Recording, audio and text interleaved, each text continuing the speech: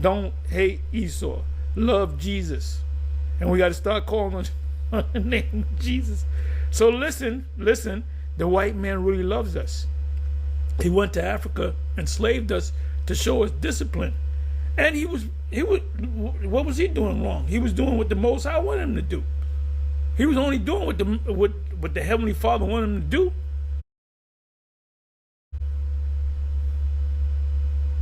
So let's listen, and then I'm going to close.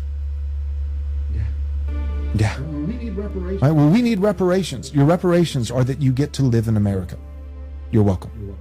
That's our You're welcome. blessing. You get to have That's our blessing. We were put on slave ships, shackled to the bottom hull of the ship. Some of us, you got to think about this.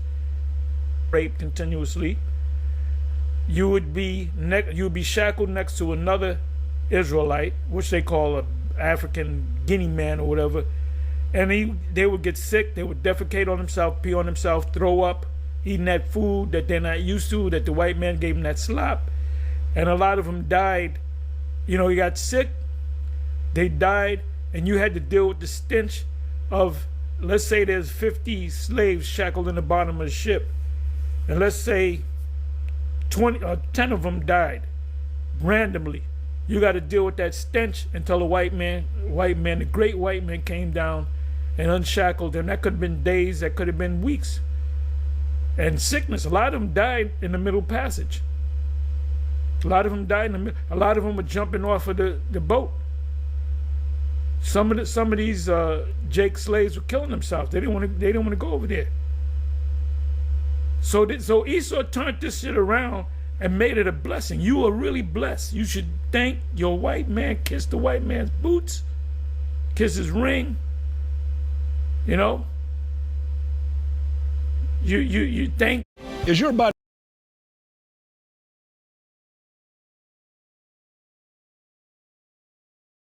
the white Jesus that he saved you from living in huts?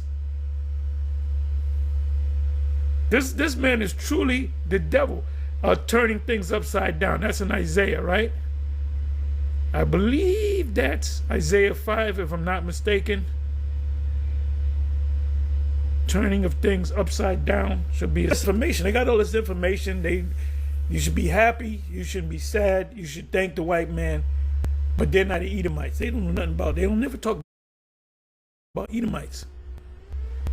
Oh, the Edomites were done away with. Many years after 70 AD, they were done away with. They disappeared.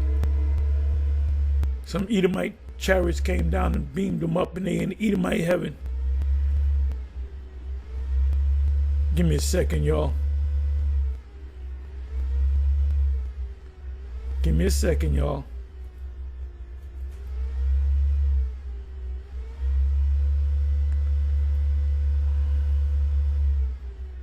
Come on now.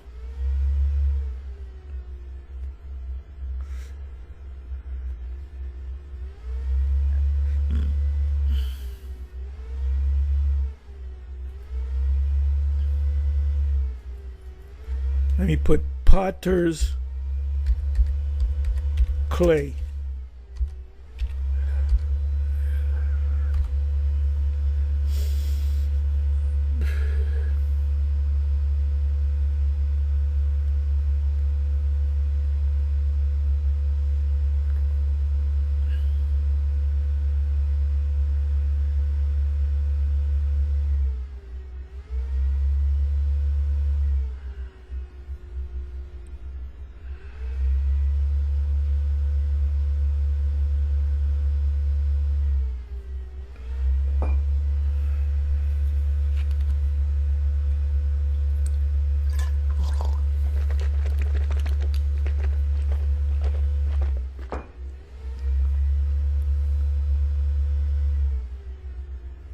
Okay, let me do it this way. I should have put turning of things upside down. Should be esteemed as the potter's clay, I believe. Give me a second here. Let me do this.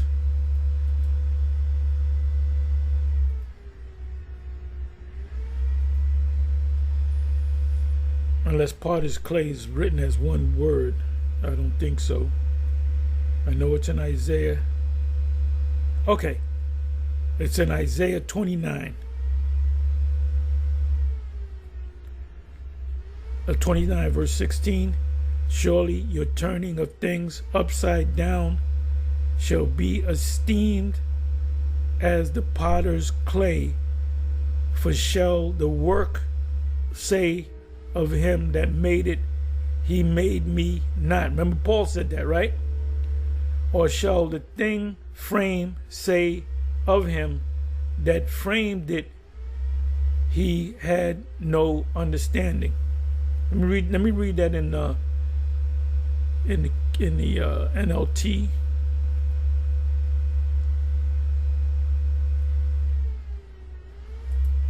Matter of fact, let me open it up.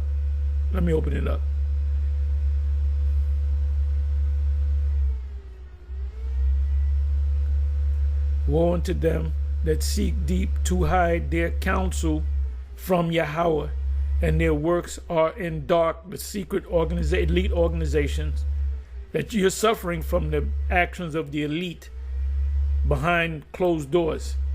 And they say, who seeth us and who knoweth us? You got people that say, oh, I'm worth 50 billion. And they show it off. They show their houses. The super elite, the rich, they don't want you to know. They don't want you to know who they are. The Rothschilds, the Schiffs, the Warburgs, the Lazards. I think I'm saying it right. The Merovingians, the Rockefellers, the Langolo, which they've been around for 500 years and they still around. They're in the real estate. Trump is just a little guy. Elon Musk is a little guy. Oh, Elon Musk is the richest guy on the planet. Well, Jeff Bezos, no, they're not. No, they're not. You're not. You got to talk about the super elite. It says, woe unto them that seek deep to hide their counsel. That's the people behind the presidents from Yahweh. And their works are in the dark. And they say, who seeth us and who knoweth us? Who knows that what we're doing? Let me come up another verse.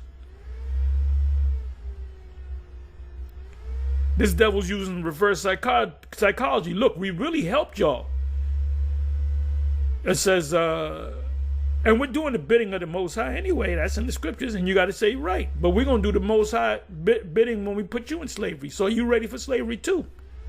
If you put us in slavery according to the spirit of the Most High, you're going to go into slavery according to the spirit of the Most High, whether I want to do it to you or not. I got good white friends too. I don't want to do it to them, but the Most High going to make me do it, right? Therefore, behold, if you want to use that logic, therefore, behold, I will proceed to do a marvelous work among this people, even a marvelous work and a wonder, for the wisdom of their wise men shall perish, and the understanding of their prudent men shall be hid. That's talking about us, but now it's talking about Esau as well, because Esau had all the answers. He don't got the answers no more. Woe unto them that seek deep to hide the counsel of Yahweh. Did not Jake do that in their wickedness? Is not Esau in the power seat now? And isn't he doing that? The elite? And their works are in the dark, secret organizations, and they say, who seeth us and who knoweth us? Surely your turning of things upside down. That's what Esau is doing now. He's saying that it really is a blessing that we put you in slavery. It's a blessing. You should be reparations. You should be happy that you're in America. That's what the Edomites said.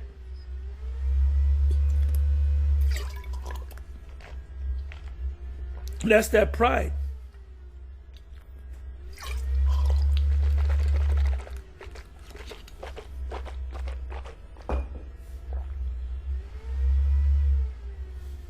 Surely your turning of things upside down shall be esteemed as the potter's clay, for shall the work say of him that made it, he made me not. That's what Esau is saying. Or shall the thing frame say of him that framed it, he had no understanding. The Lord didn't know what he was doing, right? Give me a second. This is also in Isaiah. I hope I phrased it right.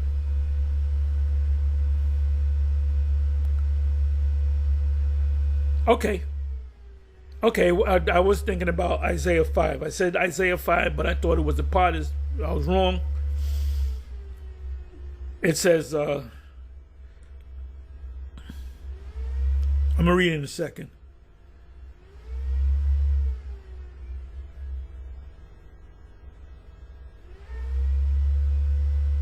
This is a beautiful one. Proverbs 17:13. Whoso rewardeth evil for good, evil shall not depart from his house.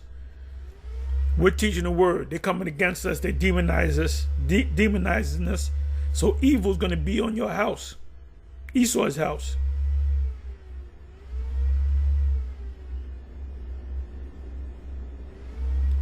Isaiah 5:20. Woe unto them that call evil good. That's what Esau is saying. We help you niggas. We brought you over here, and you know this is a blessing. I know you had to go to you living in apartments and stuff. You got cable TV. You can go eat. You can order Uber Eats and DoorDash. We gave you Great Adventures, Disney World. You know, you niggas, you go to the car dealerships.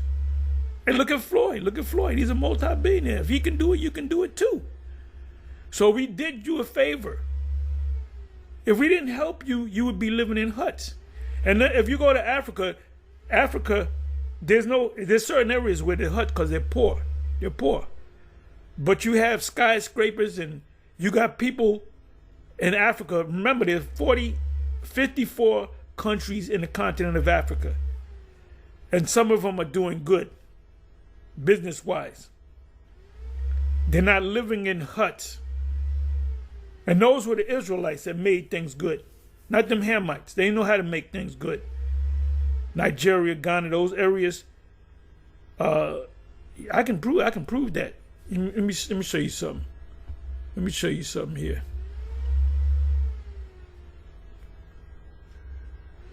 Let me show you something here. Let me do this.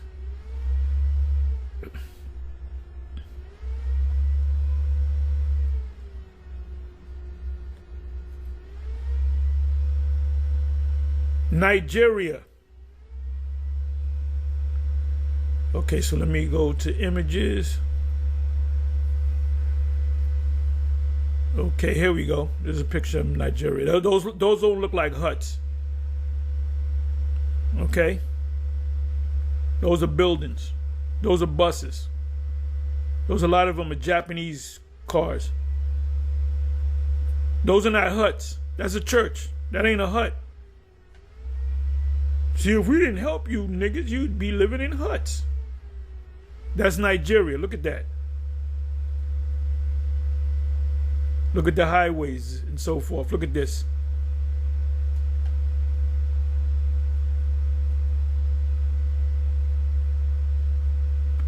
And then the Israelites lived in the wilderness for 40 years and they were living in tents, which are nothing but huts. But there's you crackers turning shit, Edomites turning shit around. If we didn't come and help you and put you in slavery, you would be living in huts. Look at that. That's Nigeria. Mega city in Nigeria, Lagos, and comparisons with Kinshasa. Look at that. Look at that. My highways. And these are Jake's. Jake made this happen.